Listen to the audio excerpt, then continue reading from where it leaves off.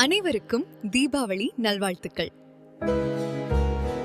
உங்களுக்கு தீபாவளி ஏன் கொண்டாடுகிறோம் தெரியுமா? நரகாசுரன் ஒரு கொடூரமான அசுரன் தன் பலத்தால் உலகை உலுக்கினான். அவனது அட்டூழியங்களை மீறி மக்கள் மிகுந்த துயரத்தில் ஆழ்ந்தனர். அவன் 16,000 அப்பாவி கன்னியரை சிறைப்பிடித்து சித்திரவதை செய்தான். பூமாதேவி கூட அவனது கொடுமைகளால் தவித்தாள். அரக்கனின் கொடுமைகளை அறிந்த பகவான் கிருஷ்ணர் தனது வீரமிக்க மனைவி சத்யபாமாவின் துணையுடன் நரகாசுரனை அழிக்க புறப்பட்டார். கிருஷ்ணரும் சத்யபாமாவும் இணைந்து நரகாசுரனுடன் பெரும் போர் புரிந்தனர்.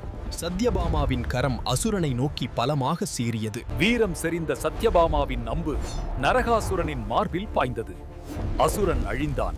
தீமைக்கு ஒரு முடிவு கட்டப்பட்டது. நரகாசுரன் அழிக்கப்பட்டதும் சிறைபிடிக்கப்பட்டிருந்த அத்தனை பெண்களும் துன்புற்ற மக்களும் விடுதலை அடைந்தனர்.